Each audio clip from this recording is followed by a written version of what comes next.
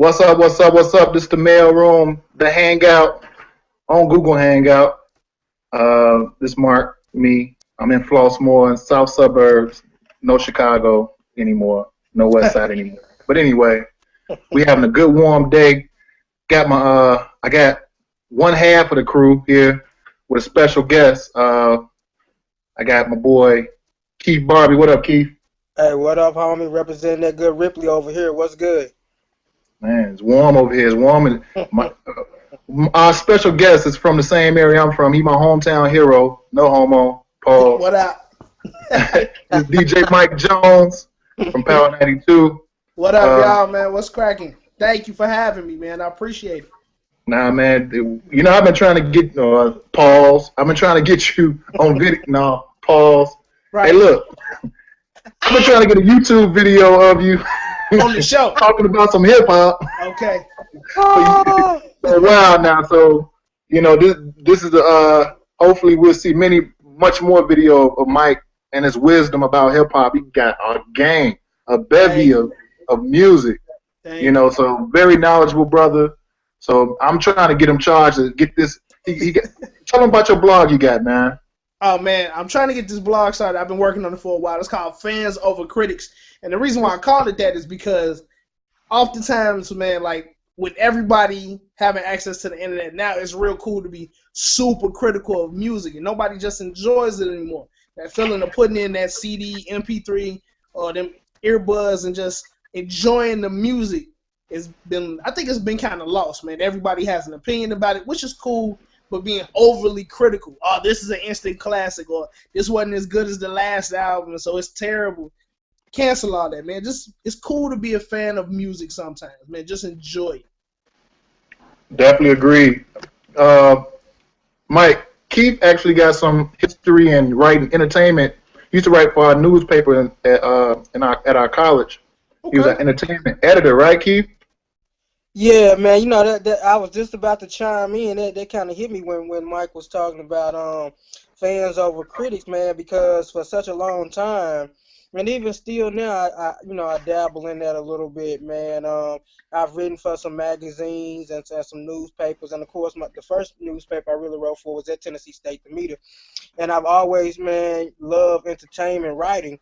So okay. I kind of had culminated a little career path in that area for a minute, and I was just sitting here thinking as you was talking about that, talking about your site, Fans Over Critics, man. It get to a point I know I had got burnt out, you know, and that was my job, you know what I'm saying? Mm-hmm. I was paid to do this, so I had got burnt out on critiquing the music. I just wanted to enjoy it. I felt like for a long time, you know, labels was sending me music and this kind of thing, and I would be getting the music, and it's almost like I didn't even want to open it because I felt like it was a job. Yeah. Like it took the enjoyment out of it because I'm like, man, I got to listen for the break beats. I got to listen for the instrumentation. I got to listen to see what they saying. It's so many different things I had to listen to in order to be a good critic that I couldn't just, lay back and enjoy the music, man. So I think the site is a great idea, particularly for somebody like me who just want to get back into enjoying good music. Yeah. Man, I definitely, I see it a lot with, dance music or club music. Like, a lot of people, in my opinion, are overly critical of music that, of course, doesn't have a lot of substance, but it's it's not built for that. Like, if you want to do the nay-nay or whatever's the hot new dance bopping out here in Chicago or whatever, just let it be for that at the time. It don't have to be super lyrical to enjoy it. Everything to me, especially in hip-hop, has its place, just in moderation, of course, because I ain't trying to listen to Cannabis all day when I'm trying to talk to some women, super lyrical, all that, and it's a fine chick walking past. So I'm an advocate of just enjoying the art form a lot of the time. And it's funny you say that. Well, it's funny. I just thought about Keith and you. Like you guys are actually in two different hip hop and musical generations. Keith was more in the late 90s, and you are these times now. Of course, you are younger than us, Mike. Right. So Keith and Mike, I guess I'll start with Keith first. Well, whichever one of you guys want to chime in. There's different types of, I guess, brands of hip hop. Where people, it's Backpack, is crunk, or it was crunk back in the day. Right. You know, snap rapping and, you know, was it swag rapping and all this stuff? Mhm. Like, I want y'all to speak on the different levels of being like music critics or music fans that, or do y'all did y'all see certain types of what's the word I'm looking for? I lost for lack of a better word, trends. Like for the blogs or for the newspaper, did you see certain type of trends where certain people will only like the Wu-Tang type rap versus they like you know, Big Pun and Joe, you know, back in the day, Keith or whatever, you know what I'm saying? Like, did y'all notice those trends and, you know, and how they shift or have they shifted? Sean, hold on. Sean just sent a message saying he on the way, but go ahead. Okay, go ahead. What type of trends you notice on fans versus critics when you put out those questions? You know what? I noticed it depends. It's very generational. And being that hip hop, like with the advent of the internet, things move so fast. It's funny to see how the generations kind of shift. Like I got an older homie who's only about 2 years older than me, but he thinks like everything that the South has done for the past 15 years is pretty much trash. And he can't really find no lyrical value in it. And he's only 2 years older than me. Whereas I see kids that are maybe 3 or 4 years younger than me that don't find the same appreciation for, say, a Scarface that I do, or even the Wu. You know, it's very generationalized in small periods. The one thing I have noticed is that, but I noticed this in different areas, but the internet has kind of widened it up a little bit, that I noticed that the East Coast bias is still very strong, but it's getting weaker because their music hasn't been as strong. But since they control the culture or are the birthplace of the culture, their opinion really still matters. Like Hot 97, the fact that New Yorkers get upset that Hot 97 doesn't play a lot of New York artists or they play Southern artists, you can see like that East Coast bias is showing. And I say that a lot of times on different people's blogs or comments that I make on different websites. I'm like, your East Coast bias is showing. Like you really don't like this because it's not the region you want it to be from. Not because it's terrible music. You just don't like it because it's got a little extra bump in the trunk or it's an extra twang in the lyrics. You just really don't understand what's being said. Right. It's almost like any other rap other than the East Coast is like they the niggas. You're like no matter if they but hold on, bro. Hold on, not just the niggas, the field niggas. Like you ain't even a house nigga. Like you was a field nigga. Right. But even if you T.I. or like Donald Sterling looked at Magic Johnson, like he's still a nigga, you know, or still like ain't welcome like that. You know what I'm saying? Like that East Coast always had this elitist attitude, and I love the music. You know, I'm a big fan. You know, but they do have some type of elitist, you know, feel to them. KB, what do you think? Man, I'm in total collusion of that, man, with that generational, with it being a generational thing, and also with it being regional and geographical, man. There definitely is still an elitist mentality as far as the East Coast goes, man. And of course, in the '90s, they was going hard because they was putting out a lot of product, like Puff, them, you know, Bad Boy was coming in hard, and like Dipset, like. Man, it was just gangs of dudes, you know what I'm saying? Different operatives that was going on. Like that East Coast set was on and popping. So to some degree, they had more of a right at that particular juncture to be elitist than they do now. Whereas it's like, where your product at? Like you can't get mad. Where Redman them at? Where your new school dudes at? Exactly. Who putting the city on their back now? You know what I'm saying? I don't even know really. So it definitely is a geographical and a generational thing as far as the types of music people tend to gravitate toward. Yeah, one thing I've noticed as of late, just because this has been a recent celebration, is that being that Illmatic turned 20 years old recently, like all of the blogs seem to be like heralding this album. And I love Illmatic just as much as the next hip hop head, but personally, I want to know, is Southern Playalistic Cadillac Music going to get this same love in a couple months? Is The Diary by Scarface going to get this same love? And I can already see that probably not. You know, like Probably not. probably not. But you know, and I love, and not to hate on Nas or the East Coast or nothing like that. But I was seeing it. Maybe it was just marketing, but it was like, yes, the greatest hip hop album of all time is Illmatic. Of all time, but that's just me. That's marketing. That's subjective. Yeah, that's definitely subjective. Right. I mean, it's one of my greatest, but it's subjective for sure.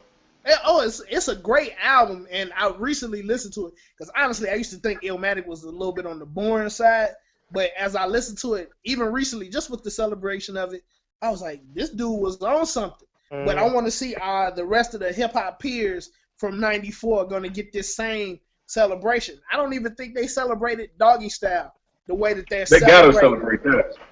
They celebrating Illmatic. Like Doggy Style turned 20 last year. It's not gonna. It didn't get the same love, but it's Illmatic. But Into the Woo didn't get the same love. Right, didn't. No, it didn't. But I think that's because it was so short. Yeah, and any Tribe Called Quest CD didn't get that type of love that Nas got. I think it's because everybody came together for that Nas album. Q-Tip, Pete Rock, Large Pro, I'm missing somebody, Premier, you know, AZ, you know, like, and Nas was just so young when he did it. So I don't know. I think Outkast gotta get some type of Run DMC type love, man, because like they took right over what Run DMC left, man. Yeah. You know, so. I don't know if they're going to get the same love, though. Huh? I don't know if they're going to get the same love. They might. But the only thing is, like, the fact that Andre 3000 is so reclusive with his... Oh, my God, you took that out of my mouth. Because he's so eclectic and because he's who he is, that would be the only way they get that love is because of Andre, because he's such a recluse and because... just his being, because he's who he is, and he doesn't make himself available in that way like most rappers or artists do. Right. Mike, is Outkast the greatest group ever? Rap group? I think about that a lot, and often, man, that's a hard one because there's so many great ones. Like, personally, I prefer Outkast over Tribe. But Tribe's influence is so huge. And then, like, there's NWA, there's the Ghetto Boys, who's responsible for the South as a whole, the Woo. That is just a super difficult question. I don't think I can ever answer that positively. I can just name my favorite groups, like my top 5 groups or something like that. I can never pick just one because it depends on my mood that particular day. Yeah, that's how I feel. Hey, Mike. This is my boy Sean. He another part of the mail room. Sean Livingston. He from Columbia, South Carolina. What's up, Sean? Mike? What up? What up? What up? Hey, welcome home, boy. Hey, Sean, what's your Outkast the greatest group ever?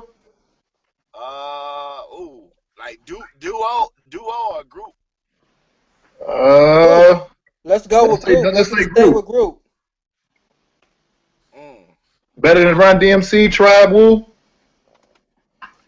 Nah, I can't say they're the greatest. I mean, I was just listening to what Mike was saying. Like, it's hard to pick one because, in my opinion, there'll be no Outkast without Tribe. So you can't really say like they ain't that they're better. But they're probably my favorite though. I'll take them over Tribe. Yeah. Yeah. Let me ask you this. Only reason I'm taking them over Tribe because 2 of them, like I think Dre is a better MC than Q-Tip, and Big Boy is a hell of a better MC than Fife. So I gotta go with Cass.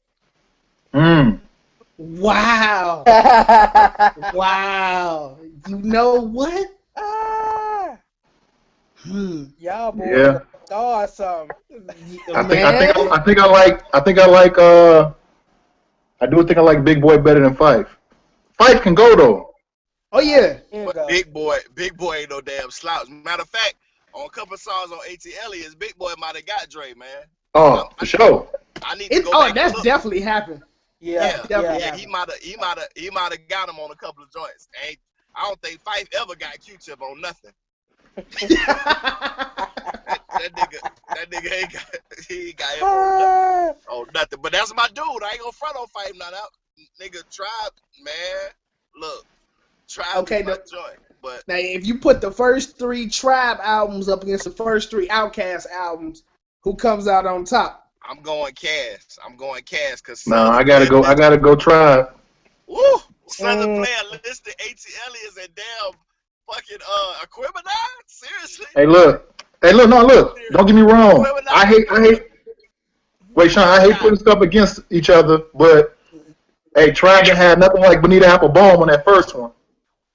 They had Players Ball. Fuck you mean they had nothing like that? Nigga, Players Ball. I like Bonita Applebum better than Players Ball, but I'm just saying, for me, but I might be a little biased too, cause I'm a Southern nigga, so you know yeah.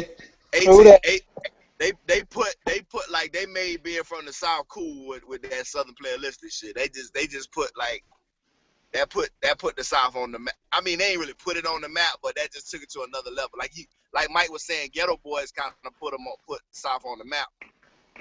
But that Southern Player listed album was stupid. Hey, look though. So we talking Southern Player listed against what? Low End Theory was their first album? The one with People's Instinctive Travel. People's Instinctive Travels, right? Yeah. All right, so we talking People's Instinctive versus Southern Player listed. I'll say that's a push. All right, so we going even. Now we go to the next album. We talking Low End Theory against ATLians. Man, fuck out of here. Even though all day. You know what? Aquemini, even though one of my favorite hip hop songs, I say even though one of my favorite hip hop songs is on ATLians, I might have to get at the edge to Low End Theory on that one. Just the edge on that. Yeah, cause like ATLians has some slow spots. It has some slow spots. And like you can let Low End Theory ride. I skip something on ATLians. See, ATLians is my favorite album. Okay. I don't know, Mike. I'm gonna have to disagree with you on that one. I'll let Low End Theory ride too, but I don't know if I'm skipping anything on that ATLians. What you skipping? I'm trying to think. Please don't say Wailing. I'm trying to Please think. Don't say. So y'all gonna make me pull up my iTunes. Please don't say Wailing. Yeah. I ain't skipping nothing on ATLians. Nothing. I can go that whole album. Now see, I'm skipping something on Aquemini. Nah, that one I'll let ride. I'm skipping the I might skip Synthesizer on a good day. But when it came out though, it was different. It's different. Yeah, you can let it go when it came out. Right. But this is my thing though. Aquemini cannot beat Midnight Marauders to me. No, like I'm not skipping nothing on Midnight Marauders. It can't. I agree wholeheartedly. That's why I say. And that's why I disagree. Out of those six albums, Midnight Marauders is the best album out of all 6 of those. I can't agree. I can't agree with that one. What you got? I got Aquemini. I say Aquemini. Aquemini is like a personal favorite. Okay. Like from Spody. Like Spody Odie really don't have no rapping on it. It's more of a spoken word, and that's so cold. Liberation ain't got no rapping on it. Cold. That's cold. That's cold. Yeah. And I don't know. That's a personal favorite for me. I had to go with Aquemini over that one. But Midnight Marauders, man, had joints like "Oh My God" and "Lyrics to Go" and a War Tour and Felt so good when it comes on. Man, you could if you in a hip hop, Mike, you probably know this better than me, nigga. You put on Electric Relaxation, man, niggas is doing the Tootsie Roll and all of that. All man. that, yeah. Wait, Sean. See, this is the thing though. Mike is a lot younger than us, so he kind of a different generation. I mean, he definitely appreciate it. He definitely know it, but you know how it is. You know, like I remember I had a conversation at TSU, and this dude told me Master P was better than Method Man lyrically. And it's just a generation. Right, Just, right. It was generational. You know what I'm saying? Like I couldn't. You should. You should have slapped them. I don't give a damn. Yeah, that ain't got nothing to do with generations, man. No, Master P. Hey, look, Master P got some songs that hit your heart though, man. Like he be making some good ass points. I'll say that's regional. Stop. That's more of a regional bias kicking in, right? Than anything. Indeed. Yeah, that's regional bias all day long. You're from New Orleans. Lyrically better than no Master. Let me ask you this, Mike. Master P is not. Did hip hop ever die? No. I am wholeheartedly against that. I tell you why. There is so much good hip hop because I keep up with it on a daily basis. Like the way certain cats keep up with cars and the draft and all that. I keep up with mixtapes, albums, and all that. Even at its lowest point, which to me was 2006, it was still some great cats out here putting out music. And today, like, that's when I started seeing that people are a little out of touch and don't really know what's going on when they start saying hip hop is dead in 2014. When you got the whole TDE making noise, East Coast cats like Action Bronson is making noise. Even New York, there's a dude Troy Ave making noise. Yeah, Troy Ave. Like the freshman cover came out. Like I seen the freshman cover came out, and different people I know was like, "Oh man, this cover is trash. Who is these dudes? Hip hop is so dead." And I'm like, man, there's some spitters on the cover. Like John Connor is dope. Isaiah Rashad, man, it's a lot of dope cats out here. So I'm wholeheartedly against hip hop being dead. You just get older and your focus ain't on keeping up with everything. Eventually, I think it's gonna happen to me one day, but it happens to other cats sooner or later. You know, you can't keep up with the latest joint, and your music that you love is your music to you at the time. So it's never dead. Is it dead to you, Keith? Oh. No, man, hip hop will never die, brother. But I really, Mike made such a good point, man. What happens is as you get older and you and more responsibility gets put on your back, you know what I'm saying? You start having kids. Your parents may be getting older. You got to worry with parents that may be sick. Life is happening. You see what I'm saying? As life happens, it draws you away from some of those things that aren't as important. Because I know for me, man, music was everything. I wasn't never on it like Mike. I'm really impressed with the way he gets into music, man. I wasn't never ever on that level, but I really do feel like I had a great appreciation and that I really knew a lot about what was going on underground, what was bubbling under, what was about to pop off. I had a good grasp of what was happening in the culture.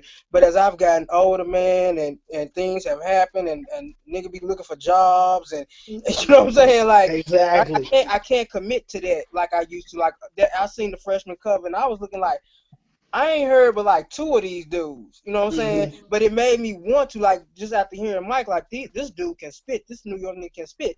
It made me want to go and YouTube and things like that. But when I seen the cover, I totally didn't know none of them cats, but maybe one or two. Yeah. Sean, hip hop dead? Is it dying or is it ever died? It ain't on dead, but that whole life support though. Really? Why you say that? Wow. But I think, man, like when niggas really be talking about music being dead, like hip hop being dead, I think, you know, we looking at it from the musical. A lot of people just look at it from the musical aspect, but I think when a lot of people are saying that about hip hop being dead, I think they're talking about the culture as a whole. You know, like people not making, like you might have those dudes, or I haven't seen the freshman cover yet, but you know, you might have a few cats that's spitting, that, you know, that's bringing something new and fresh to the game. But I think they're talking about the culture as a whole. There's no, and we get stuck. We kind of become our parents. We get stuck in that era because of the way we grew up. We grew up in the golden era of hip hop. You ain't never gonna get that again. I don't think. You're never gonna get Nas, Jay-Z, Biggie, Outkast, Ghetto Boys, Wu-Tang, fucking I know OC, goddamn Hieroglyphics, Snoop Dogg. I mean, shit, NWA. You ain't never gonna get that massive amount of good music being put out in a span of, let's say, 6-7 years. Wait, Sean. Wait, let me cut you off in 1 second. I mean, it's been happening over years. We always go through these trends, right? I mean, we got Big Daddy Kane, Rakim, KRS-One, Public Enemy, all on the same time. Before that, we got Kool Moe Dee, the Treacherous Three. That's still in that golden Houdini. era. I'm saying that's still that golden era is like from what? From like 90, we say like no, about 88, 89 to about 98, 97. Yeah. But some say a golden era is bubbling right now. Man, and that's what I was gonna say. Right now, I think we're in the new renaissance of hip hop. Like there's so many dope cats, and I understand. Like Keith had said earlier, like things happen where you can't keep up with it like how you used to in your youth. Man, it's so many dope cats putting out so much good music, and I think that the avenues that people are used to getting this music are a little antiquated. Like people are used to like BT, MTV, and the radio being their main source of getting it, and that's not the way to get it anymore. It's YouTube, it's mixtapes, it's live blogs and stuff like that. That's the new way, because BT don't play videos no more. MTV don't play videos. So the new way to get this music is a different route. So like all those groups that you name, and another thing I was gonna say is we have to allow for this to grow. Like we can't pigeonhole it to just being like, just for example with my generation, it can't just be everybody has to be Jay-Z and Nas, because then the culture would never grow. Without somebody letting go of Rakim being the greatest ever, there would be no Nas. So eventually Nas has to just, become a legacy act, and we got to get a new cat. For example, J. Cole. J. Cole has to be allowed the room to grow and be like, okay, J. Cole is now the new great. Because hopefully one day he'll be somebody's top 5, and Big Crit will be in somebody's top 5. And they'll be like, what, Jay-Z, them old cats? Because, like, I have a love for Jay-Z and Nas, but I have an appreciation for KRS-One. KRS-One will never be in my top 10, 5, 15, because of my generation. So Nas and Jay-Z occupy those spots. One day, they not going to occupy nobody's 15 and 10 or 5. It's going to be like, man, them old dudes, nah, man, the new cat, such and such, whoever it may be. That's how I look at, like, hip-hop. So it's generational. Yeah. Sean, I'm sorry, I cut you off, Sean. Oh, I forgot what I was saying now. But My bad. My fault. You good? You good? Oh no, I was talking about the golden era, like the music. Like I think that might have a point there about there being different generations and or different MCs at the top at different times. But I just think, man, when we talking about hip hop itself, like we talking about the culture, man, I think cats might. I don't really know. I hadn't heard, a whole lot of dope music. I heard a couple cats and I'm like, okay, they going in, but I hadn't heard a whole lot of, stuff that went out the first time. Like I'm serious. Like I want to hear music, and maybe this could be me with wishful thinking. Feeling like the first time I heard Illmatic, or the first time I heard Ready to Die, or the first time I heard Reasonable Doubt, the first time I heard ATLiens, all of them albums, like nobody had to convince me of that shit. Like niggas, like they playing music now, like particularly, and I know the radio ain't really the way you want to go to listen to music, but like I don't want to have to be convinced that somebody is good. I don't want you to have to try to beat me over the head because you playing this shit 10, 15 times on the radio, or you know what I mean, like everybody is saying that this is that shit and it ain't really that shit because they stupid. I want to be able to feel. I want that music. I still want that feel. I still want that feel good music, man. And I'm gonna tell you, bro, I ain't getting it now. Maybe y'all know where it's at, but I ain't getting a whole lot of it. I get it every now and again. It's a lot of these little new age niggas that I'm feeling, but it's nothing like it used to be. That's why I say we turn it into our parents. That's what our parents say. Nothing is like it used to be. And that's just kind of where it's at. So I don't think hip hop is dead, but I think like the culture itself is dying because ain't a whole like niggas is coming into the game. Like if you think about all of them niggas we just mentioned, like Wu-Tang and Tribe and Cass, they gave respect to them niggas that came before them. I don't really see I don't see a whole lot of young cats like, man, and I could be just out of the loop, but I don't see a whole lot of young cats like, you know, giving respect to the OGs in the game. Their OGs might be Rick Ross and Jeezy now. Nigga. Yeah, and two, let me say this, man. They go across the board though, Sean. They ain't just in music. Young people are different. They just different. They don't give props to the older set like how we did. That just ain't what they do. I don't know where the disconnect came, or somebody didn't tell them that you're supposed to always honor those who came before you. I don't know what the disconnect is, but quite obviously, man, and for me, that goes beyond music when it comes to young people not giving respect to folks who came before, man. No doubt. No doubt.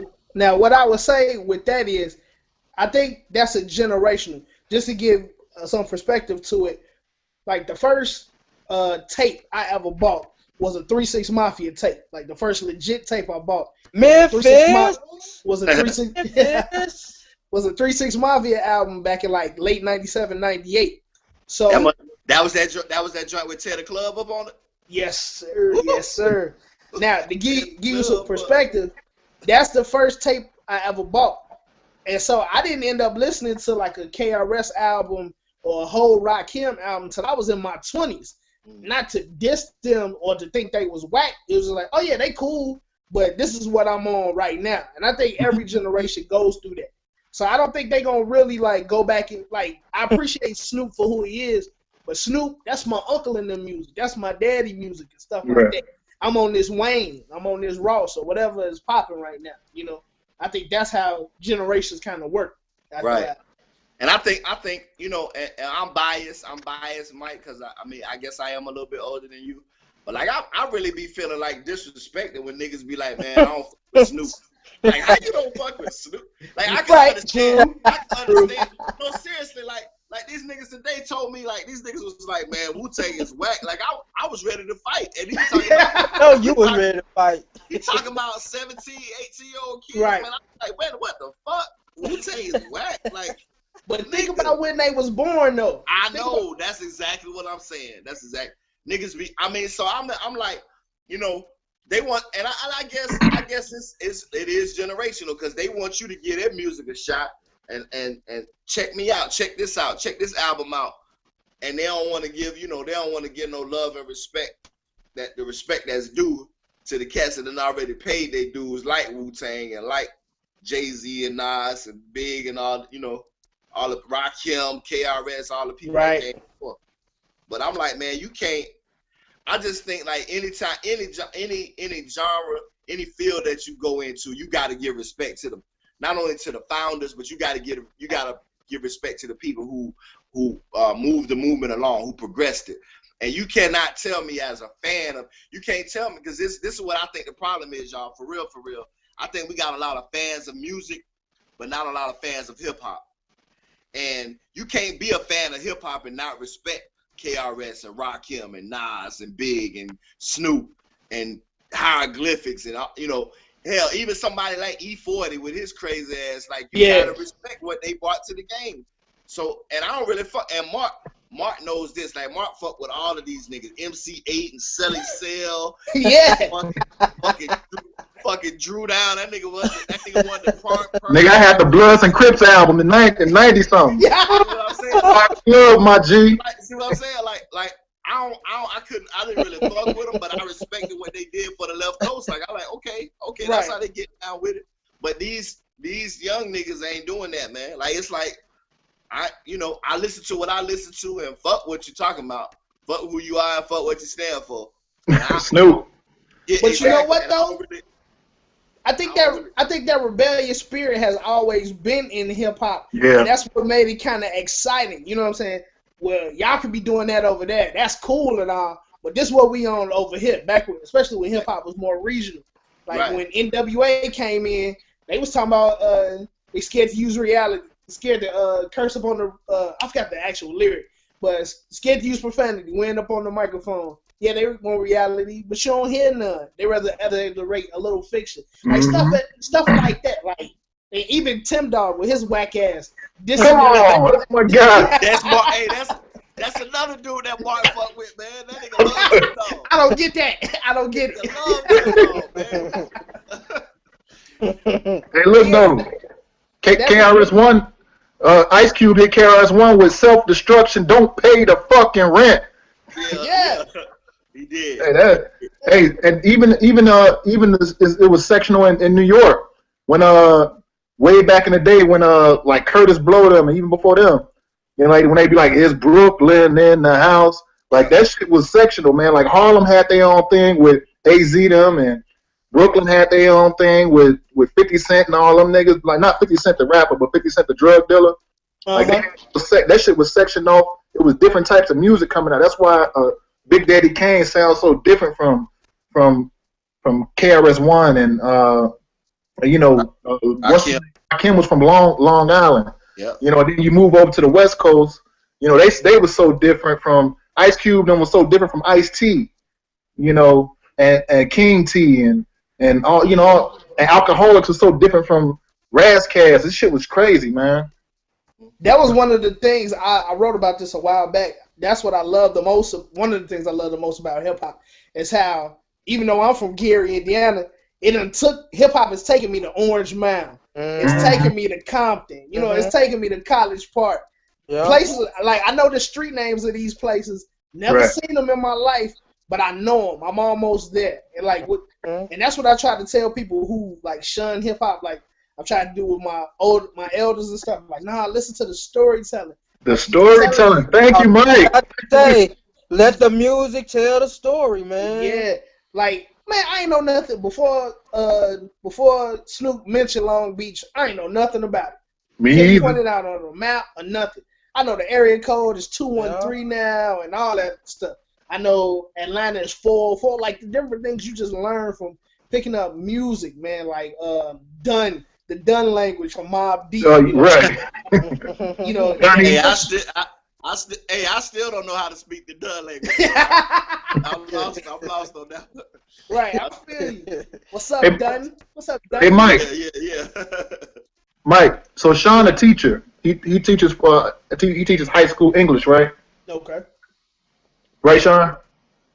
Yep. All right. So, Mike, you work for the radio station, and Sean just made a post the other day about how music, like, there's radio edits, but there's really no radio edits or really no remix where, you know, the song is kind of like, you know, somebody talking about, hey, bitch, give me some head. They right, just reversing it and stuff like that. A bigger question that I want to ask is, how is music? Does the music you guys play at Power 92? Because y'all a little bit more rougher than the Clear Channel station. I won't mention their name. No, that's all good. but y'all a little bit rougher. Y'all play a little bit more street edge music than the other station. Right. How do you think that affects the youth? And do you think, because you just said music is a story, and I totally wholeheartedly agree with you, but does hip hop and pop music in general have to pay the price of all of what's going on with these kids, especially in Chicago? I'll put it to you like this. It's a combination of the two. It takes good parenting. Like, we really lost good parenting. Like, when I was coming up, my city was the murder capital of the nation.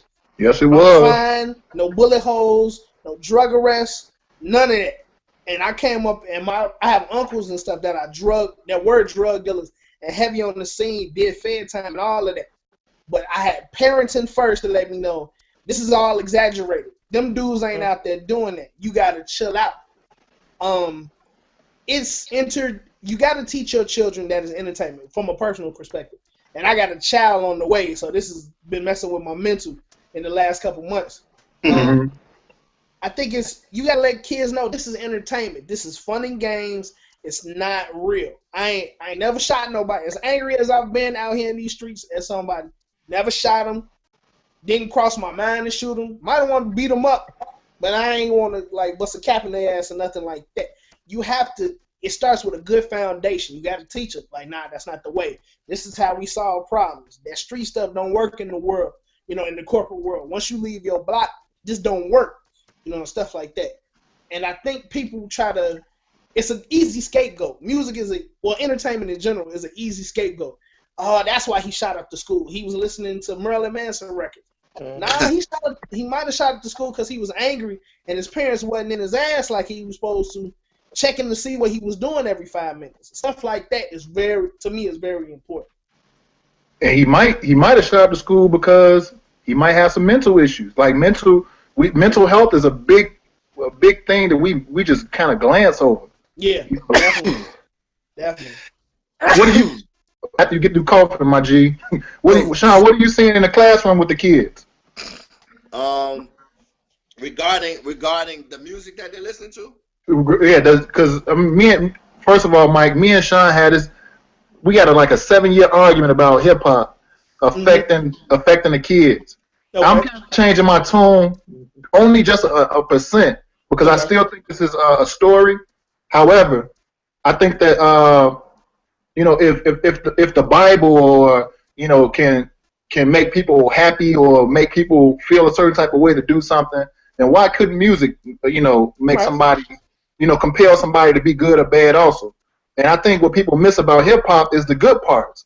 You have people that might smoke some weed because they heard the Chronic, but you got people who didn't do none of that and just enjoyed the music. And so I guess what did you see in hip hop?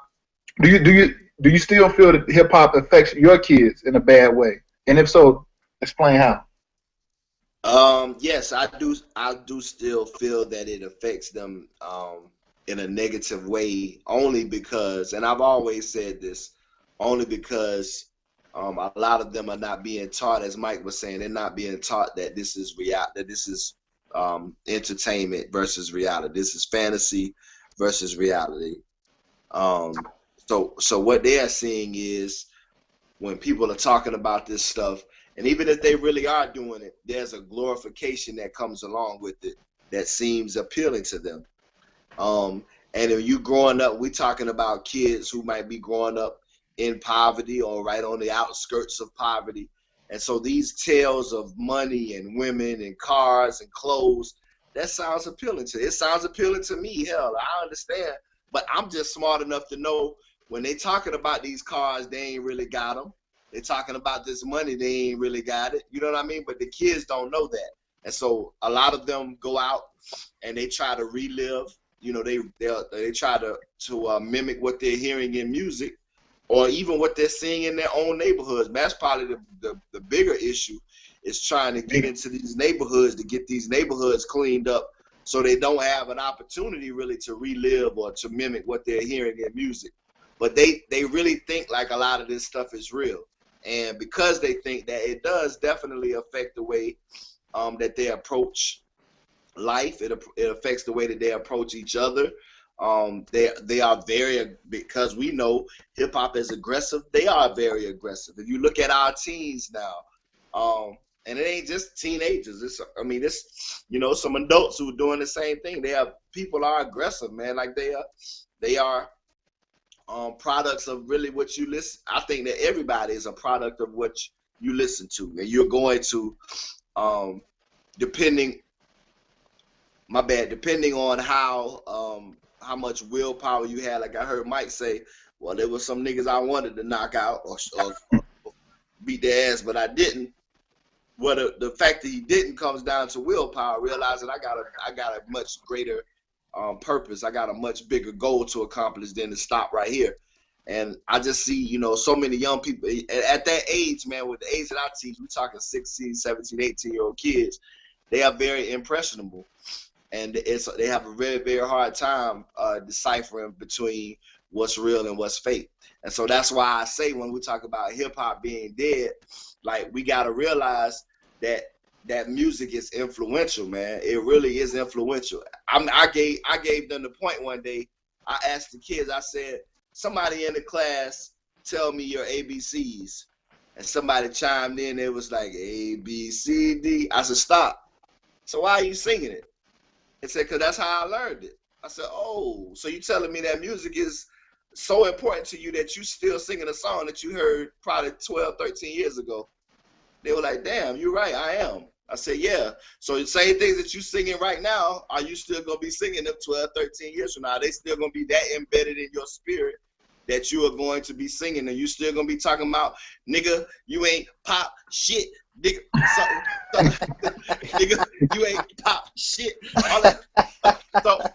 So when you talking about music, man, it's influential. It's so influential that sometimes we don't even recognize it. We don't recognize it. It's subconscious. So I'm saying, like, we gotta, if we're not giving them options, if we're not giving, that's cool.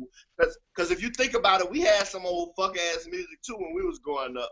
Like that shit NWA was talking about. Some of that shit was a little edgy. Matter of fact, definitely. A lot of that shit was edgy. But I ain't never in my life been like, man, fuck the police to the point where I'm gonna, commit crime or no shit like that. Because I never had that issue. I never had the issue of being disrespected like them brothers in LA. That wasn't my story. And that's what I try to get these kids to understand. Like, all this music you listen to, if that's 2 Chainz's story, that's his story. Let that be his story. That ain't your story. You in a fucking 6-room house in the suburbs with freshly cut grass, getting a newspaper on your lawn in the morning. You rapping about this project shit. That's not your life. Live your life, you. And that's just what's happening. It's not a lot of understanding. Like, it's not a lot of options. Not a lot of growth in the music, and the kids are, going down that path. From KB, what I'm seeing. Oh, my bad. What you think, KB? What's your take on music affecting the kids? Man, it absolutely affects these young people, brother. And great points were made. What happens is, Sean, Mike, you, all of us, we have the capacity to unpack the lyrics in a way that we get an understanding that a lot of these young people not gonna get, man. They just not equipped. They've not lived. They've not experienced anything to necessarily influence their thinking about what they really listening to. And if you're hearing a song on the radio, man, 10 times a day, absolutely that's being embedded in your spirit, whether you want it to or not. It just is. It just is. And so I think we have to be careful, man, with how much of this we allow into our kids' psyche, because you do carry it with you, man, whether you want to or not. And I even know for myself, I used to always think I had a grasp on the lyrics. Like, I know that these niggas, half of them ain't living this. A lot of this is faulty. This is false. This ain't their real life. I ain't going out. You know what I'm saying? But at the same time, I had to think about it. A lot of this stuff I still was thinking about it. You know what I'm saying? I'm still, the refrain, the chorus, I'm still spitting it, so I'm still thinking about it. Like with and you was bringing up different artists. For instance, man, Eminem went way over over the board when he, this nigga was offing his girlfriend. He was offing Kim, putting her in trunks and things. Yeah. Came out, and I'm listening to that like I'm talking about. I was ride or die for Eminem when he first came out. Now, not so much, but when he first came out, I was like a huge Eminem fan. And he came out during the time we was at Tennessee State. And man, I was loving Eminem, and it was so graphic. And I was like, well, I can make sense of this. I can. But then at a point, I got to thinking, too much is too much. Period. You know what? And I'm glad that you brought up Eminem, because I was in high school, like right when the Marshall Mathers LP and all that, like super height of his popularity. And even then, like a song like Kim, like was like, whoa, this is a little rough. I guess I can account it to my upbringing. It was like, even if this is entertainment, this is a lot. Like, man, he going real far. And now listening to it, like some 12, 13, 14 years later, I listen to it now. I was like, man, how was I listening to this at 15? But I was able to avoid whatever emotional traps that might have been around that song to be like, you know what? If my girl ever cheat on me, this is what I'm going to do to her. Like, they ain't even crossed my mind when it eventually did happen. Right. I think also children are children at that time. Like, I think I give them a little credit of being kind of smart and understanding the value of this is entertainment. I enjoy it. But they don't see beyond what they got going on. Most of them only had a job at McDonald's. So that's all they have a lot of times. It's like, I got my music, I got my boys, I got my little girlfriend at the time. So this is what's going to be important to me at this moment. But the older you get, like I said, you drop off all that. Like, after a while, you can't kick it with your boys as much as you used to. You can't keep up with the music as much as you used to. The young thoughts or whatever you call them, you can't be messing with them all the time. You know, it just happens. You know, eventually it's an individual thing. Eventually, hopefully, you grow out of that way of thinking. You know, okay, this is because I used to think it was me against the world. I was a big Tupac stan at the time. Like, yeah, it's me against the world, man. Only people I can trust is myself, and that's it. That's not real. You know, people care about you. You know, stuff like that. You gotta learn as a child. That's true. And if I can piggyback off of what y'all was saying about the Eminem album, I thought that album, man, truthfully, like that Marshall Mathers LP, I thought that was a great album, man. Not only because, but I just understand like the concept of artistry. Yeah. Like, do you realize, man, like how much creativity it took for him to come up with the concept of I'm gonna kill this girl, I'm gonna put her in the trunk, I'm gonna bring my daughter along, I'm gonna pretend like she ain't really dead, I'm gonna tell her, oh, that cut that's on your neck, that's just ketchup, baby. Don't like I respect like the artistry that goes into that. I can't respect like how now somebody's gonna argue this, but how much artistry do it take to say Hannah Montana, I got Bali, I got White. I know these songs because I play them, but I'm like, damn, like to me, it's a difference between being artistic and being, I guess, I don't even know what the adjective is to describe that music, but just being, I guess, relevant or aware of the era in which you live. And it's like, you know, our kids, our young people don't, and I get this. I totally get this. I don't understand it, but I get what they're saying. Like, they don't want to have to think when it comes to music. Like, they don't want music that's going to make you go and reflect on your life and say, damn, that's a good point that they made, or maybe I should be doing this, or, you know, they want something, and I get it, because, you know, you think about the stuff that, some of the classic stuff that we grew up with, like Cream, for instance.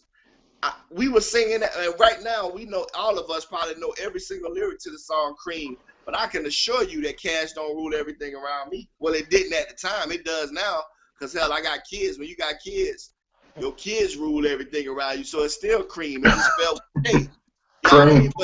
But you know, you got, I was singing the song like I really, like, cash rules everything around me. Cream, get the money. Right. Dollar bill, y'all. I'm singing that. I ain't even had $1 in my pocket. You know what I mean? So it's just a matter of understanding that artistry. But I just don't see a lot of that now. I don't see a lot of artistry in the music. You guys mentioned Eminem, and, you know, like, my whole thing is, see, this is what makes me defend hip hop.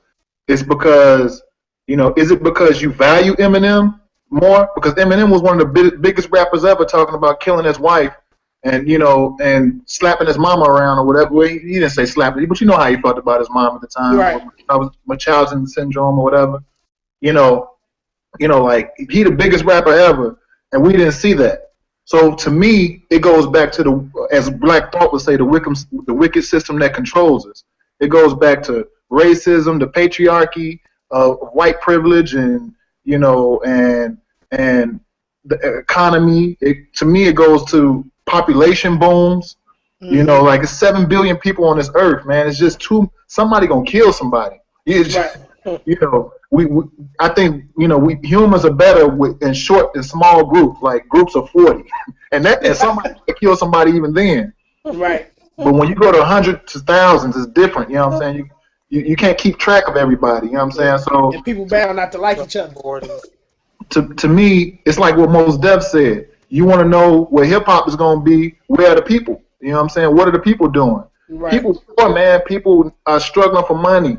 People are struggling for infamy, fame, you know, and, you know, like, I guess you can blame it on hip hop in a way, but hip hop is always, we get away from what the roots of the culture is. Hip hop was built by, you know, black men in the game, black and Puerto Rican, black and Latinos that was in gangs for, you know, to do something better for themselves, for love, peace, and love, peace, unity, and having fun. through the elements of hip hop, which is breaking, graph writing, b-boying, MCing, and DJing. You know, and they moved on, and KRS added some other stuff to it. And we just really worried about MCing and DJing right now. You know what I'm saying? That's, you know what? I bet you if Sean went and asked those young people he teach tomorrow what's the 5 elements of hip hop, they couldn't tell you. None of them would know. None of them would know. I don't think none of them would care because it's a different. I'll say this, but that's what I'm saying. Like, we're not talking about hip hop. We talking about music. They know music, but they don't know hip hop, and it's a difference. Like, hip hop is a culture. My opinion on that is that's the generation previous to me. It's their fault. I put that on them, because if you don't pass me down this knowledge as it being important, like you have to know this, then it gets lost. After a while, what do I care? It don't got nothing to do with me. Like, luckily enough, I can name the elements off the top of my head because I love the culture. Right. But my peers, people my age, they could maybe name 3, struggle through it or something like that. But that's because the generation previous to us, you know, we're a generation without father figures, really. So it's like, you might know, you kind of know. And I look at that as a larger societal or cultural issue, especially among the black community.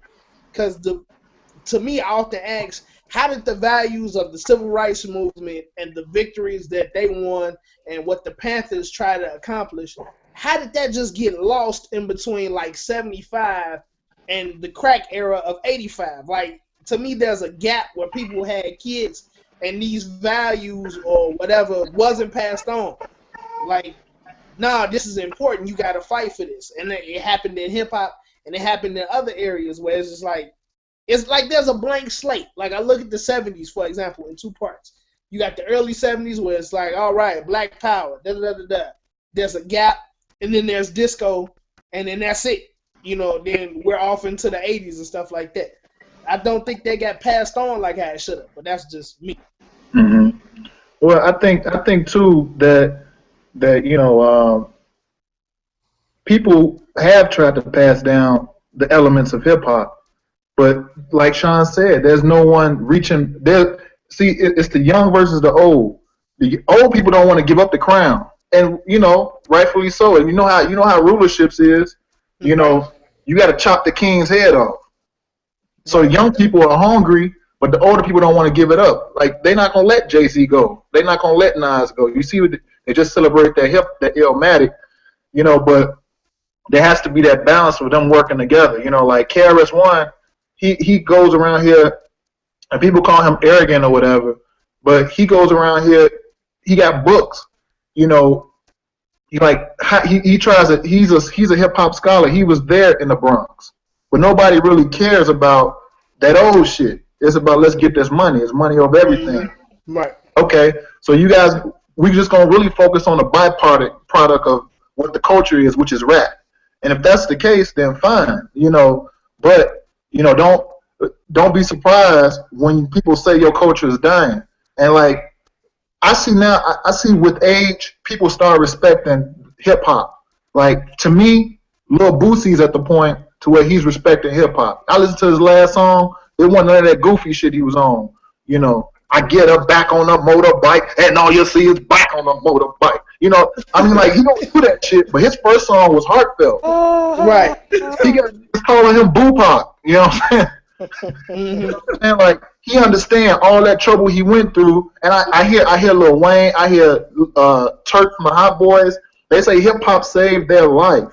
That's why the beginning of hip hop started, to stop that gangbang, stop all that shit. Niggas don't want to be poor no more.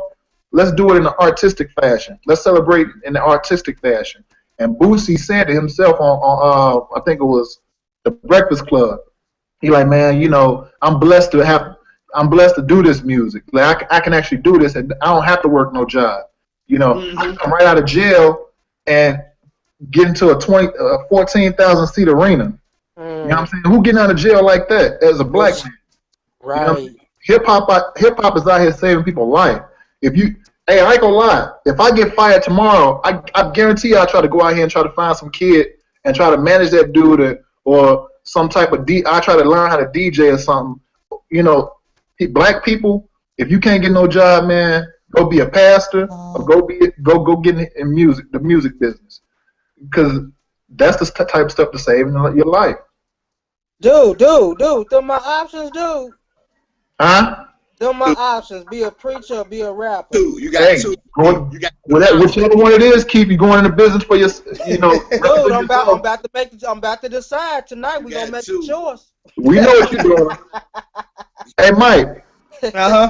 That brings up this next subject too, since I talked about pastors and all that stuff. Christian hip hop. Come on with it. We're seeing, man. We're seeing with Bizzle. You know, we're seeing. To me, I personally like Molly music. You know, he not hip hop, but he more R&B. But he got some jams or whatever. What's the old boy from Houston? Lecrae, yeah, Grammy winner Lecrae. Is there room on a Power Night or mainstream radio for mainstream Christian hip hop? And would that help? Do you think that'll help, like maybe PE did back in the day? That is a marketing question. I think the reason why I say it's a marketing question because if it got a dope beat and a catchy hook, people will love it. Example, even though it's not Christian hip hop, Swimming Pools, Kendrick Lamar. People just get drunk to that song, and it's an anti-drinking song. Right. So, if just for example, if Atlantic or Universal, say YMCMB, Young Money, Cash Money, signed Lecrae, was like, you ain't got to change nothing. Just get on these beats, do what you do, and let us push you. It'll get played because it's a marketing thing. Because he don't hide the fact that he a Christian, but he don't beat you over the head with it like Jesus, Jesus, Jesus raps all the time. So I think it can be done. It just has to take somebody to step out on faith and sign an artist of that caliber. Because these gospel rappers today are way beyond the gospel rappers that my mama was trying to get me to listen to 10 years ago. Yeah. They're a lot better. Terrible. Oh my God, it was terrible. Terrible. Hey, how you think any Christian rapper can pull like a Wu-Tang, like how they kind of made that slang that it's not really a religion, but I guess it is. What is, for lack of a better term, we'll say their spirituality. You know how they made the slang cool with saying God and the old earth. You think Christianity? Because I hear a lot of people calling people doctor, and that's my rib over there. Yeah, like in the rap. My earth. Yeah. Right. You know what? Yes and no. I'm gonna start off with the no first. No, because being that African Americans are so ingrained into the church and church lingo that we know it. Like I'm blessed and highly favored, and right. God good all the time, and all those other church catchphrases I call them that people like to use.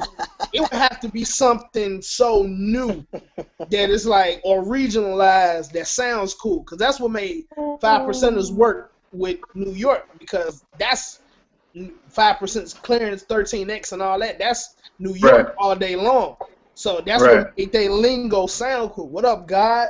What up, God? What up, Wiz? Like, what's the science?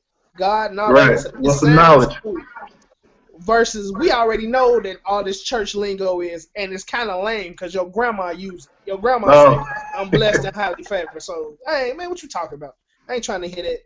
Versus if, say, Houston, where Lecrae is from, had its own church lingo that was popping down there and people would speak, and it got kind of cool, and people would say it like, what does this mean? What is, it's all J, whatever, it's all Jesus or something like that. What does that mean?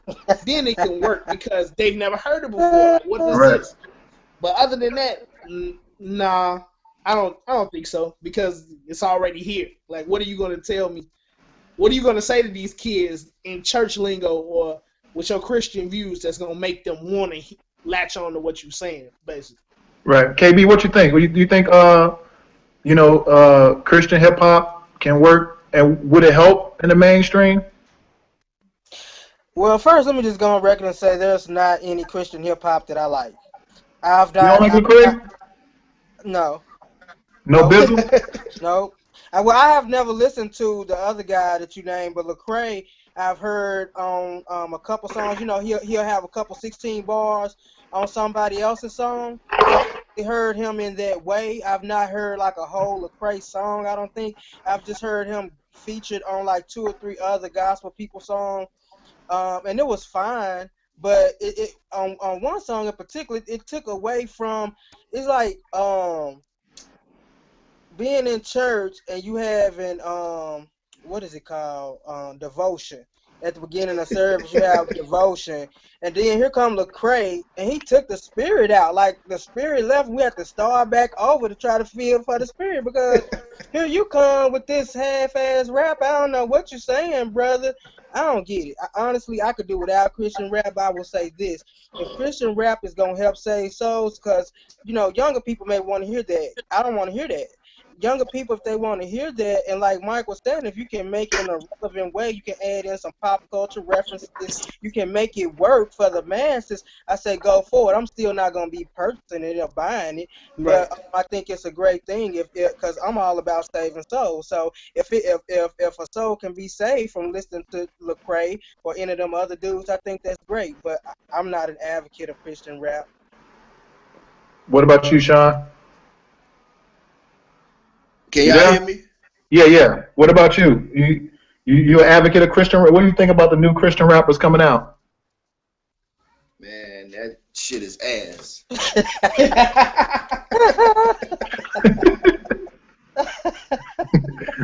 That's it? That's all you got? I'm just saying, man. Like I ain't really. Man, look, this is gonna sound so bad for me to say, man, but I'm telling you, like, I just ain't feeling it. Like, y'all can hear me? Yeah. Yeah. I'm trying to get my joint back up there. I don't know Oh, what's there you going on. go. You good? You see me? Yep. Y'all can see me? Yeah. Okay. Yeah, I just ain't. I'm not really feeling that, man. Like, this is the thing. Like, I don't know if y'all have seen this little viral video floating around about this dude, this dude did a remake of R. Kelly Bump and Grind. He was like, Oh, yeah. I don't see nothing wrong with praising Jesus Christ or something like that. If you hadn't seen it, you got to go check it out. But that's They got one for Beyonce, too. That's exactly how I feel when I hear Christian hip hop. Like, when I hear the beat drop, nigga, I'm thinking about, as a dude sell Eminem album, I'm thinking about blunts, 40s, and bitches. I don't want to think about that when I'm thinking about and if it's gospel music. Like, gospel music, anything should have, like, it should have a different spirit about it. It shouldn't line up with, match up with the world. I just don't, I ain't feeling it. I've heard Lecrae. I saw him on the Cypher and everything. Like, that really messed with me. Like, dude is in the Cypher with, like, all kind of secular artists and all that. I don't get that. I don't get it. I mean, it's Wasn't Jesus with secular people? Do what? Yeah, I was gonna say the same thing. Wasn't Jesus with the common folk? I ain't saying nothing about him being with the common folk, but he was trying to change them. I don't know if Lecrae was trying to change them. I wasn't there, but I think Lecrae might have been trying to change the world by being with those people, and you get a judgment of who he is versus who these other people are. Maybe so. I'm gonna have to go back and look at the cipher again, and I'll have a little more to say about that after I've studied it in depth. Okay. This is what my opinion on it is. I think I've listened to Lecrae. Lecrae, of all the gospel rappers, he's the one I've listened to the most, and that I don't have his stuff in regular rotation. But I've given his mixtapes a listen. Dude, A, he can spit, and B, the Christian message isn't overbearing. I think what he's doing is a good thing. It's not for me just because I think I'm too far gone as far as what I want my hip hop to sound like and what I wanted to reference, I guess. Maybe I'm not the person he's looking to reach, I guess. I don't know. But it's not something I gotta listen to all day long. Matter of fact, I think I deleted it off my iTunes just to make room. But it was cool to hear, and it's nice that he's doing that. And I understand his tactic, because the way he's going about, I guess, being a Christian is more covert. Like, Yeah, I'm still cool. I rock J's. I ain't got a bow tie on every Sunday. This is how I go to church with a fitted hat. I'm just like you. I think that tactic, as far as saving souls, is cool. The music is cool. It's just not for me. I'd rather hear a more secular artist. But dude can spit though. Let me ask y'all this, because that last Kendrick Lamar CD, man, with that skit with the old lady, when she made people say the Lord's Prayer, I mean, I thought, and this is coming from an atheist, so keep that in mind. But I thought if you repeat that prayer or that what's that? You know what I'm talking about, Mike? But yeah, basically, God come into my life, save my soul. Yeah, man. I'm telling you, if you got a million, he had millions of people to listen to that. If somebody actually said that, from what I understand in church, you basically saved. You know what? I say this, and this is my own struggle with Christianity. This is my own personal walk with Jesus or the Lord or whatever. I'm not sure because I hear so many, the church, but in the Bible it says, study and show approve that you have knowledge for yourself, basically. So I need to dip off in the Bible more myself. But it's so many ways that people try to say that you're gonna be saved. Because I hear that. Okay, you say that like Jesus is my Lord and Savior, just on a personal level. That's right. What I believe. So as far as I know, I'm supposed to be straight forever. But people make it seem like, if I curse or take a sip or I look at this big booty chick that walked past me, I've sinned, and do I gotta say this whole prayer all over again? Do I gotta get dipped in the water? So I really don't, as a Christian, I can't really even tell you like if that's the definitive way to get into heaven or nothing like that. Because it's so much convoluted mess when it comes to the Bible. Admittedly, it's like I just hope I'm doing good, and me believing in Jesus being the Savior of the world is enough. That's just from my standpoint of it. What you think, KB? Your mic, cut your mic on. Your mic on mute. Keith. Your mic on mute. Damn. Uh-oh. Oh, there you go. Keith. Can you hear us? Your mic on mute. We can't hear you.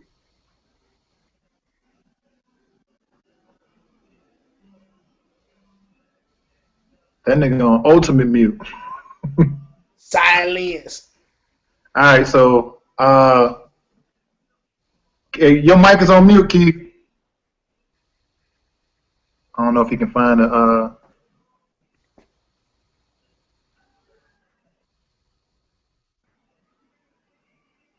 right, well, Mike, I'll just continue the conversation to Keith. Find out. Oh, he might be coming back. Yeah. All right, so yeah, that was my whole thing about like when I heard the ladies do that, I'm like, man, that shit is ingenious, man. Like if you said it, because that's how I got. Believe it or not, I got saved at TSU, and I said the same thing that lady made them say, and I called home and told my mom that I got saved. I'm like, Mom, I got saved. I'm good, Right. I told her what I said. I told her what I did and everything, and after that. Oh, you there? You good, Keith? Can you hear me? Yeah. Don't forget. Hear me? I can hear you good now. All right, bet. But to answer your question, man, just by repeating a verse, you know what I'm saying? That doesn't save you. But absolutely, you're saved by believing that God is your Lord and Savior. You see what I'm saying? Like you can't just be saying, like there has to be some work. The thing about Christianity, the thing about faith is that it's work. Like you can't just be saying shit because you want to say it or somebody said it. Like there's work that you have to do. And like Mike said, I definitely understand how a lot of people get confused because there's so many mixed messages out here. And Mark, that's one of the reasons why I decided to go to divinity school, man, because I wanted to get this straight of it, because I don't want to lose people because they don't know. I want to be able to explain it, and I'm not, of course, at the level that I want to be to explain it. So, a part of this I can't, really answer. I have to just be truthful and say I can't really answer a lot of these things at this point, but I'm working toward that, man, because I absolutely don't want to lose people, because I don't have the knowledge, and I can't, I can't speak the scripture. But at the end of the day, man, I'm not going to divinity school to be able to recite a whole bunch of scriptures. I'm trying to live it. You see what I'm saying? I'm trying to walk it. And when people see you walking it, they see your light shine, and then they like, well, what is he doing? What does he believe in? Who is he? Then that opens up the dialogue that I can say, this is what I'm doing in my life. This is how I'm able to shine like this, because I've accepted Jesus Christ as my Lord and Savior. You know what I'm saying? But it's more to it than just saying that. You really have to believe that. Right. Just say it. Yeah, that's what I was just telling Mike Keith when I don't even think I ever told you this either. I got saved. I got saved at TSU, right? A word? Oh yeah, for sure. In the King Hall lobby. Yeah, dude was a junior pastor, man. He said, man, you want to get saved? And I told my mom I was going to do it for her.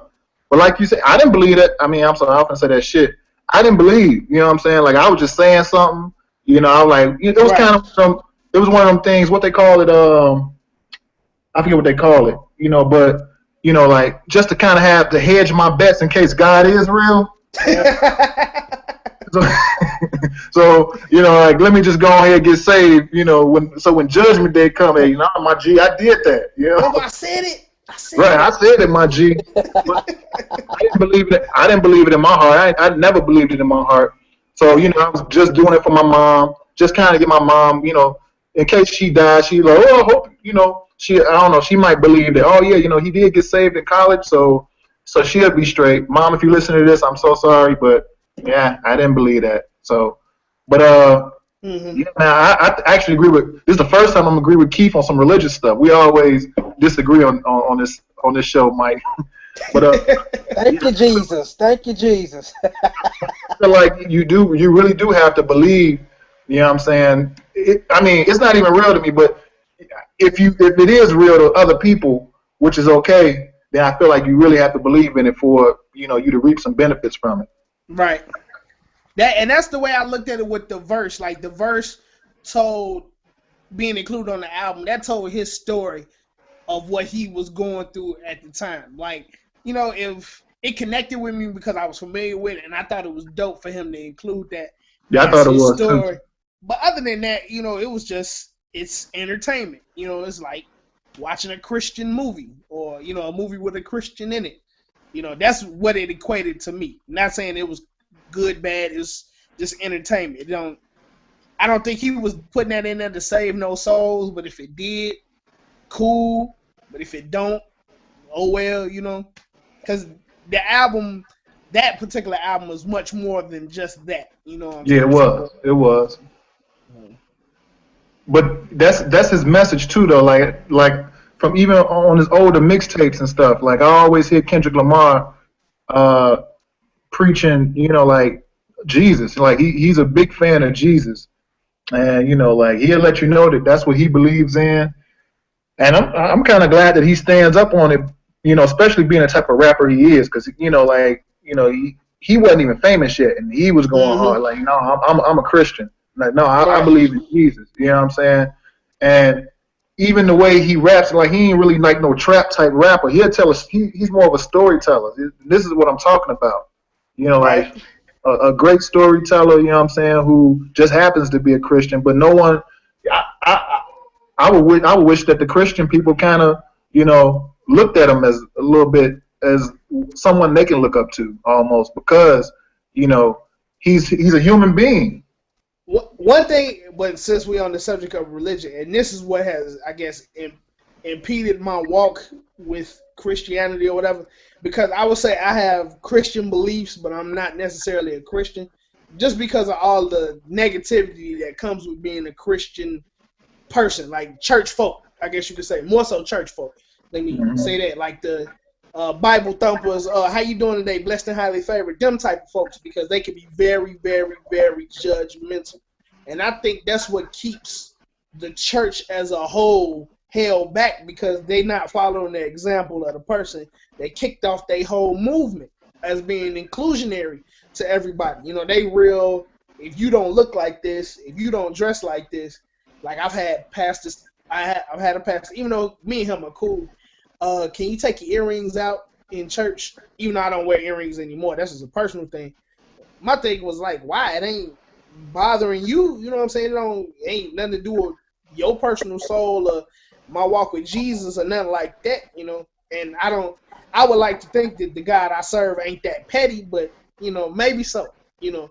And I think all of that gets wrapped up in it. Like, you know, they're not going to be as accepting of it because it's not what they think it should be. Like, I remember my mom telling me when she was a little girl, they didn't like people playing the drums in church. They didn't like guitars in church because it was so secular. Now everybody's a drummer for the church. You know, everybody plays piano in the church, the guitar, and all this other stuff. So it's the people, not the belief system. To me, you know, belief system is intact. It's the people that try to preach the belief system out that are very flawed and twisted to their own advantages, I guess you could say. Hey, Mike, well, let's get off this religion because we're going to, Keith, you already know that's one of the future shows coming up. We're going to go hard on this religion thing sooner or later. Absolutely. Please include me in the show. I would love to talk about it with y'all. That'd be great. That'd be dope, Mike. That's what's up. But you're going to have to separate me and Keith, though. All right, okay. We're going to hug. We're going to hug. We're gonna hug after the show, but so hey Keith and we're gonna wrap this up in a little while. But starting with Mike and then Keith next. Give me like 5 artists, R&B, whatever genre you want that you just feel in the music that you maybe people might not know, or if they do know, you know what I'm saying? It's just who you feeling lately. So you want to. I give mine first since I let y'all think. So like Janae Aiko's sister, this Mila J chick, she got a nice song, man. Sound like some old Genuine and Aaliyah type, you know, I'm like some 90s type shit. Janae Aiko's sister, Mila J. If y'all get a chance, check that. The one song where she talking about we either we smoking, we fighting, or yeah, that song. That song beats so to me. Yeah. That song, and I think it's catching steam now. I'm starting to see it a little bit more. So I'm looking for something from her. You know, like I'm a big like obscure type music, so I'm looking forward to J Davy coming out. J Davy, like kind of alternative type R&B-ish. In terms of hip hop, finally, hopefully, Jay Electronica can come out. I'm looking forward to that. Got my fingers crossed. Fingers crossed. Yeah, I think he's gonna be on some fuck shit. Yeah. But hopefully come out by the end of the year. Fourth, man, y'all ain't gonna believe this, man, but I think because these headphones heating up so much, I think Dre's gonna come out before the end of the year. Detox is finally gonna come out. I said this before. I'm gonna say it again. You gotta capitalize on these headphones. And man, them headphones been going strong for a minute now, though. Yeah, I think he gotta shoot while it's hot. He can get a whole another couple of million just by branding with these headphones alone. Man, I just want to know what the vault sound like. I want to know what the throwaway joint sound like. Exactly. Hey, he ain't letting nothing out the bag. And fifth, I gotta think about the fifth. Y'all think of some of y'all's? I go with one of mine. It sounds crazy, but I pray that Big Crit blows up. Oh, Big Crit. Yeah. The world needs him. Hip hop at large needs this different Southern voice. Like, dude he's needed in the game, man.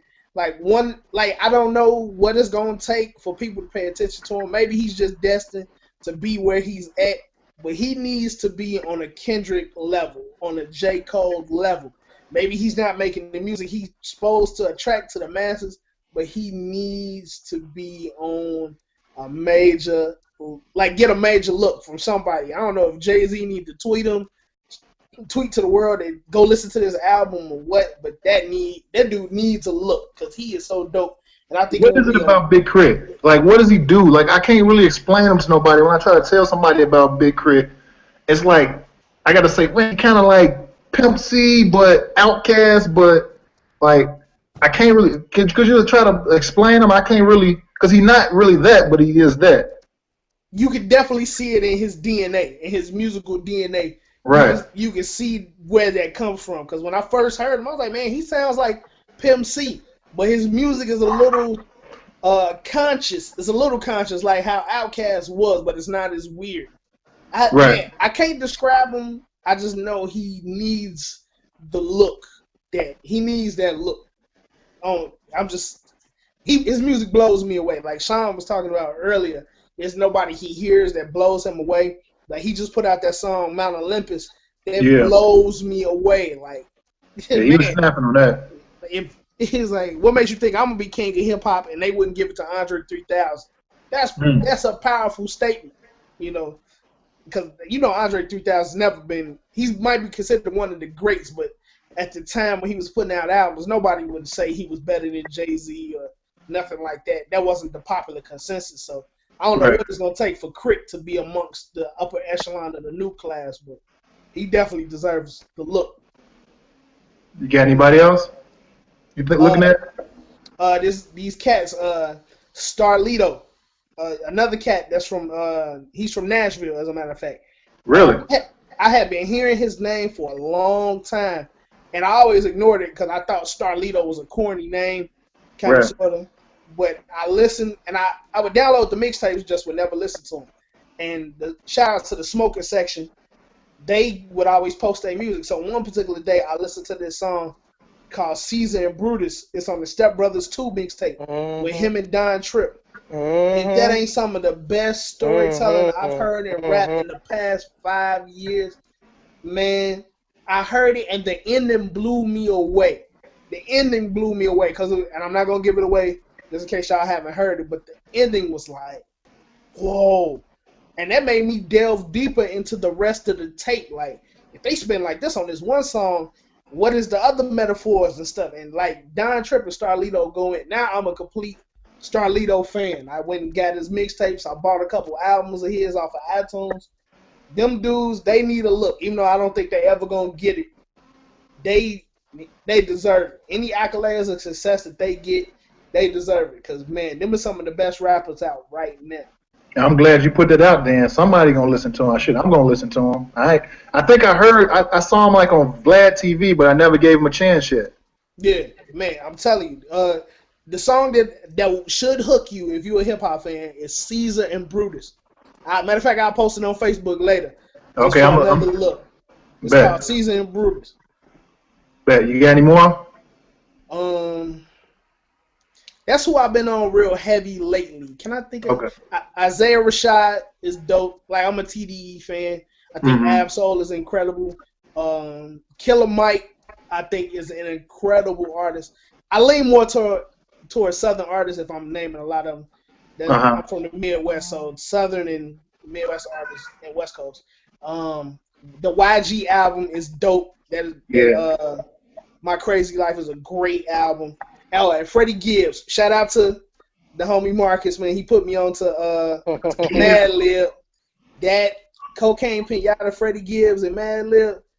They killed that. I'm a Mad Lib fan. That mug is a classic to me. It's dope. And he from Gary, Indiana, too. So yeah. My girl listened to that album. You heard me, Mike? Huh? I got my girl banging the whole album. I'm like, damn, girl. Cold. She messing with it. Yep. KB, what you got? You got anything that you? Man, I'm going to follow Mike lead on that Starlito, brother. When I got back to Tennessee from the A, one of my homeboys, doing that whole getting up on a cloud thing. Right. Put that Starlito on mine, and I think my life changed. Damn, is that dope? Starlito, man, I'm telling you, Starlito is a storyteller, and I love a storyteller. You know that because I write books. I'm a writer, so I love a good story. So definitely going to be in collusion with that Starlito. Janae Aiko, I really like her. I think she has a lot of promise, man. I think, and she's been around for a while. People don't know she's been messing around with, some of these dudes singing background and different things. And she's been around for, as a kiddie star. Now she's coming into her grown womanhood. So, her sound has changed. I'm sure they marketing her differently than they did when she was a child. So I think big things are on the horizon for her, because very rarely do you get to be, have a little success as a child and then parlay that into some grown-up shit. Right. Pusha T, I'm always checking for Pusha T. Whatever he got, I'm always checking for. And then on the gospel front, man, I'm a big Isaac Kyrie fan, so I'm listening to a lot of Isaac Kyrie. And then I'm glad that Erica Campbell put out a solo album, because it's good to see her, Damn, she fine. and in her own light. So those are my 5. Okay. All right, so we're gonna wrap this up, man. Hey, Mike, I'm when still we here. wrap this up, we do this thing called the Jerry Springer moment, where we kind of just wrap up like our thoughts of the day. Kind of like Jerry Springer doing in one, big round. It might take maybe a minute or so to say whatever you want to say. Okay. So we'll let you go last, and we'll show you how it's done. All right, for sure. Mark, before you What go to your Springer mom, I got 2 quick questions I want to ask Mike. Oh yeah, go for it. Okay. They're real quickies. Mike, with Diddy got Revolt TV, and so the Breakfast Club has a show on there, and VH1 has Hot 9. This is Hot 97. How do you think those shows will affect radio and going behind the scenes in like a reality show type way? Is that good for the culture? Is that bad? What do you think about that? Hey, good question, Keith. I'll say this. I haven't seen a lot of the Revolt TV because my area don't care, but from what I've seen online, it don't look too much of nothing. It's like, to be honest with you, radio is very boring behind the scenes, but outside of what you hear, radio is very boring in studio. So I don't think it's really going to do too much of anything on either side, because the Hot 97 show, that's not real. It's not even, it's a scripted reality comedy. So it's not even, it's basically just the name, Hot 97. Everybody knows Hot 97. That's branding for them. Yeah, it's branding. That's how, I don't think it's going to do anything in either direction, help or hurt. It's just going to help those two entities. The culture as a whole, I don't think it's going to have too much of an effect, because, like I said, radio outside of what you hear on those breaks is very boring. You sitting in the studio figuring out what you're going to talk about next. So yeah, you don't even want to listen to what we talk about behind the scenes. We can't say it on TV anyway. You're right, exactly. And then the last question, Mike, is did the internet kill radio? And what I mean is satellite and internet radio. How do you think that had put a dent in terrestrial radio? Like, terrestrial radio still stand? Are we going to at some point not have AM, FM radios? Like, what do you think about that? Another good question. I'll say it has put a dent in it from the standpoint of you can, like, everything as a whole. Internet has put a dent in everything as a whole. Do that, yep. Any form of communication, the internet has put a dent in, because it's instant. Just from the Mayweather fight, for example. Like, I don't have to pay for pay-per-view. Just to use that example. That fight was $70-something. I ain't paying for that. I can get it for free. Where? On the internet.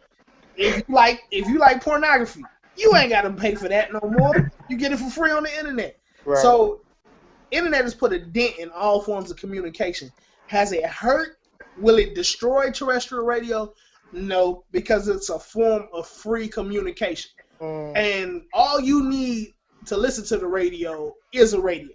That's it. To have the internet, you got to have a phone with a phone bill. You got to have a laptop, which costs however many hundreds of dollars. An internet connection every month, or you got to go to a place where you got to get Wi-Fi. So that's where the reach of internet stops. You have to be able to have access to it. Right. Whereas with radio, I can have a transistor radio, something I got to crank up for a hot second, and then I can hear it. So it's never going to die or be dead because of the reach that it has for advertisers, because it's basically a way to get advertising dollars out there. McDonald's is never going to stop using the radio to promote the new sandwich. Because whether it's talk radio, sports radio, music radio, it's going to be effective. Now, the impact of it might have on music is different because you don't need the radio to hit the hot new joint. By the time it's reached radio, it's a couple months old, and that's the only advantage I'll say internet has over it. Because once the song goes up into the world, you might not hear it on the radio in regular rotation for like another month and a half after that. So that's the only Mike, let me piggyback off that, Mike, and you are not more knowledgeable, but oh, by the way, Mike, I went to your boss, Jana, and pitched. I was trying to become a account executive, and she told me to prove that I got some chops to sell. Mm-hmm. So I tried to scare her with my selling tactic. I was trying to scare her on Spotify and Pandora. How it was taking up their market share, especially how they're starting to make Spotify and Pandora. They're starting to put these in cars, right? And cars is what drives radio. Drive times is what drives radio. Yeah. So anyway, I tried to scare her. She just laughed at me with her cute self, But I think radio, the music, radio is smart. Radio would never go anywhere because it's always localization that's important. Mm-hmm. You can schedule music to where if you're in Tennessee, you're gonna probably hear something like Starlito or something that Tennessee people listen to. Like in Chicago, you're gonna get you might get a house music session or some drill music. You feel right? Yeah. You know what I'm saying? Get that thrown in there. Kanye West gonna be everywhere, but y'all might not hear Lil Durk like we hear Lil Durk. You know what I'm saying? And it depends on a certain station. We got everybody listens to what they call the oldies. So V103 and 106.3 here. They have an oldie session or whatever. But we call them dusties, and it's a little different for us. We got stepper sets. You know what I'm saying? So we can go into stepper, we can go into house music, and that localization is very important, especially to people like McDonald's. That needs to sell locally. Mm-hmm. So and plus people are always in their cars with their kids, so you don't need the internet is kind of the Wild West. So you kind of want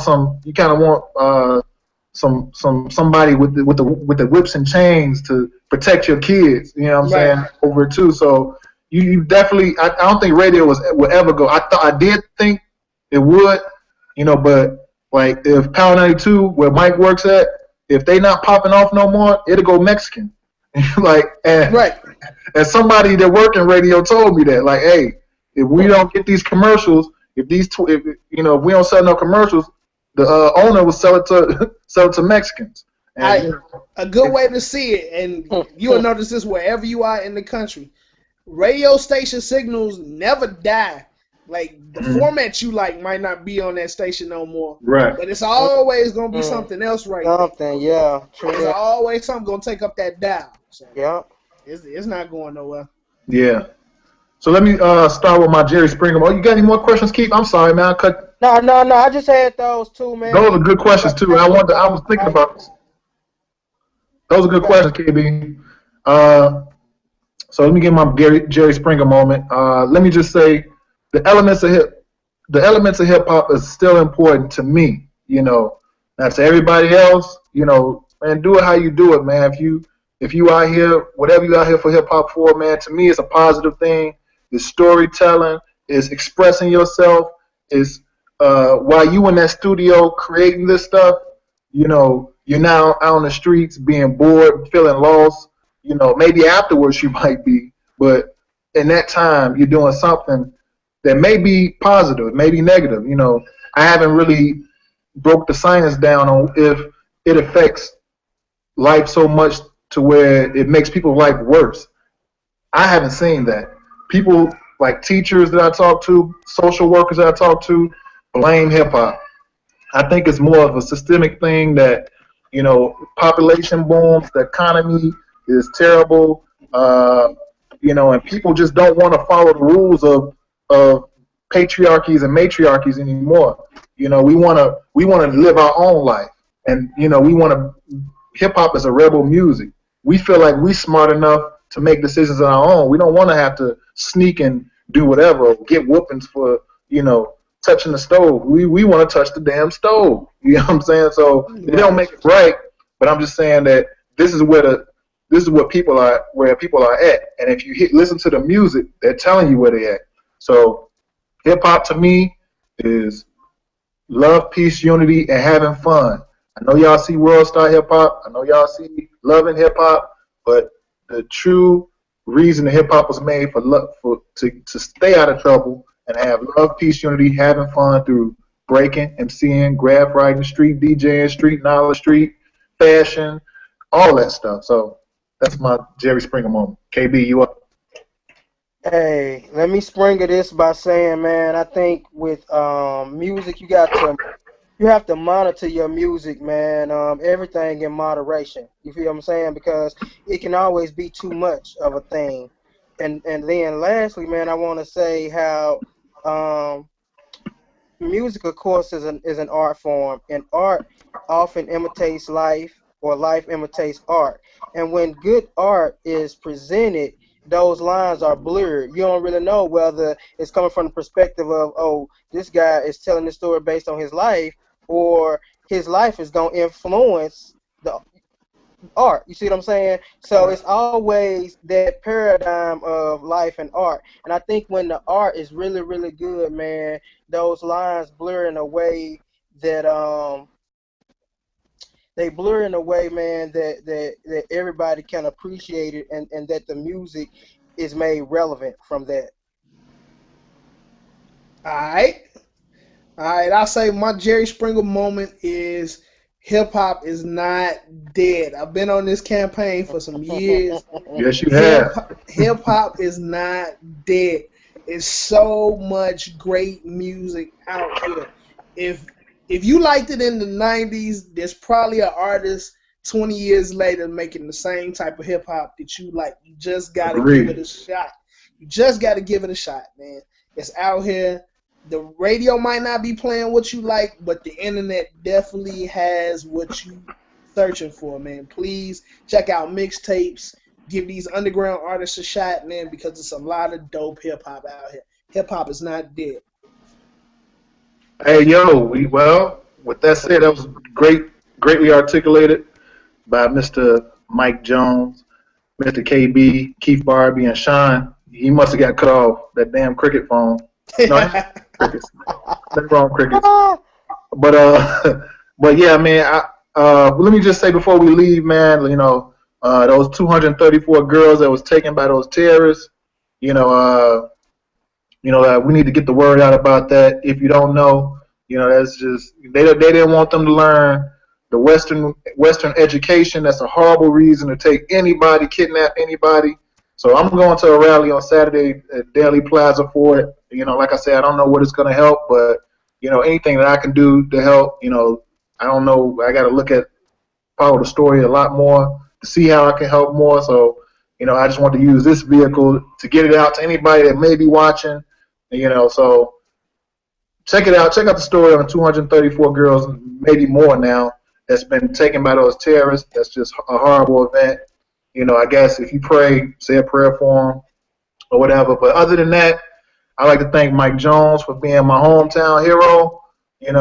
This is a brother that I've worked with, had conversations with. He didn't even have to talk to me. I was working in the Christian station on my lonesome.